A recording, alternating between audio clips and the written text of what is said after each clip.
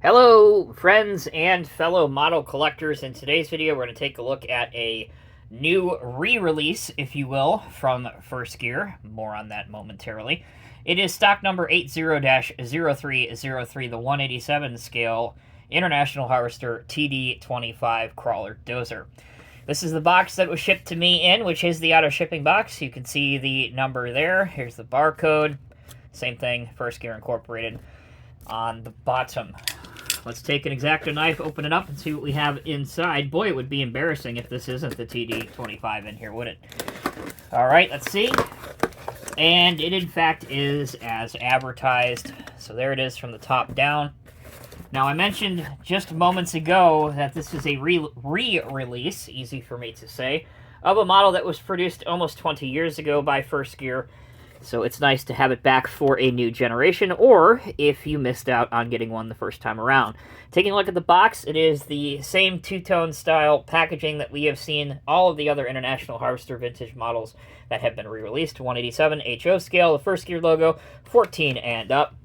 Construction Pioneers from First Gear International Harvester TD-25 Crawler with Ripper. On the back, here's another photo of the model, and over here, we have some information about it. 187 scale diecast metal replica.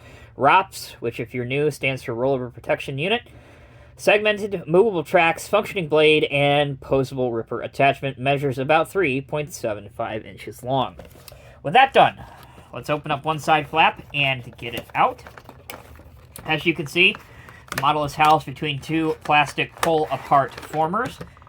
Let's see if they are taped or not, or if they just simply come apart.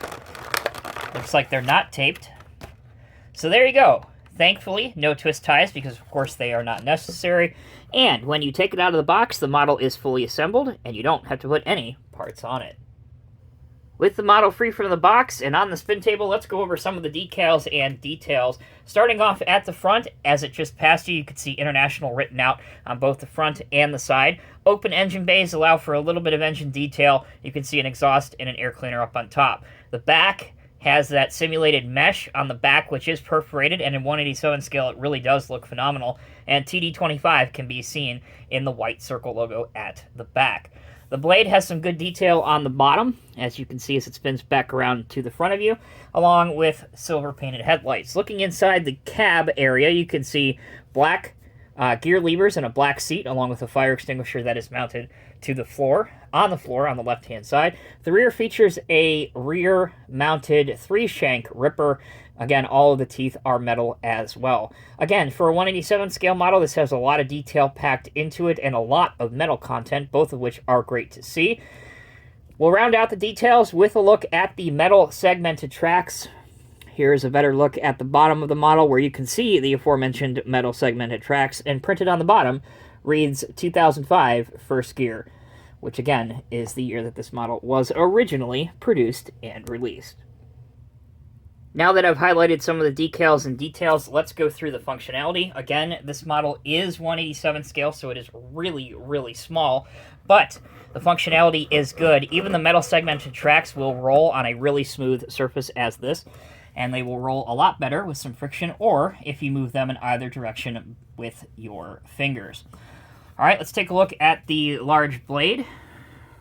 It will lift up to around here, which is pretty darn good. Conversely, it will go down to about here, which is flush with the ground and not too far underneath the machine. The only negative aspect of the functionality of the blade is that there is no tilt or forward mechanism modeled in, but again, at least the height is good enough, even if the bottom end of things is a bit shallow. Moving towards the rear ripper, here's another close-up look at it before we mess with it too much. You can raise it up to about here without forcing anything, which again is to scale, that's halfway decent. But if you want to mimic some ripping, you can achieve an excellent ripping depth, which again lifts the rear of the TD-25 off the ground. Well, you've already seen some display options as we were going through the functionality, but what does this look like on an HO or 187 scale lowboy? Well, let's bring in one. And we'll put the Dozer on the lowboy, and it does make a pretty good convincing lowboy load As you can see, it takes up almost the entire trailer. So again, an impressive display load if you want to put this on your railroad or perhaps in your display cabinet. Okay, before we close the video out, I mentioned this is a re-release, so obviously this is the new one, quote unquote, new in big quotation marks there. But let's see what it looks like next to the original. And as you can see, at least to my eye, I don't really see any difference at all. Obviously, everybody sees color differently, so some of you may say, well, one's brighter than the other, yada, yada, yada. But all things being considered, if you have the original, I don't really find it necessary to get the second one. But again, if you missed out on the first one, here's a great opportunity to get the second one. Now, First Gear also released a series of other International Harvester models in 1/87 scale. So I will show you 3 other ones. Let's take the TD-25 off.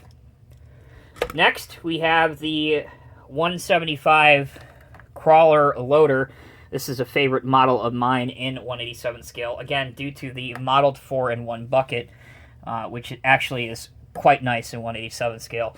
And again, it has the same high level of detail that the TD-25 Dozer has. So if you're a fan of vintage demolition equipment or vintage loaders, or really anything International Harvester, those are all fantastic reasons to hunt one of these down and pick one of them up. Okay, how about another Bulldozer? Here is the TD-15, so a much smaller dozer than the TD-25. And this one, instead of a ripper, has the rear winch, which I personally prefer. I think it looks a lot better on dozers. But again, up to what you think. And for size comparison, here is the TD-25 next to its smaller brother, the TD-15, so you can see what both of those look like. Now, the last one I will show you in this video is another original that First Gear, let's say, re-released. I guess that's the term we've been going with in this video, and I feel is appropriate. We have the pipe layer, also known as the TD-25 pipe layer. So I think it was a couple years or so ago now already that First Gear re-released this, but this is the original, so this is the one that would have came out in about 2005, 2006. Again, a fantastic side boom, pipe layer, wreck dozer. I've heard them called all 3 of those. But the counterweight is posable. Obviously, the large side boom is posable. And again, it does have the metal tracks like all the other ones have as well. All right, that'll do it for this Diecast Emporium video. Again, a huge thank you to you for watching and commenting on the video. Obviously, without your support, we would not be doing any more Diecast Emporium videos, so I appreciate each and every one of you for watching and commenting. Please share this video and subscribe to us if you are new. And secondly, I'd like to thank once again the crew at the Construction Diecast Store for supplying the TD-25 for review. So once again, a huge thanks to Drew over there. All right, guys, take care, be well. I'll see you in the next review.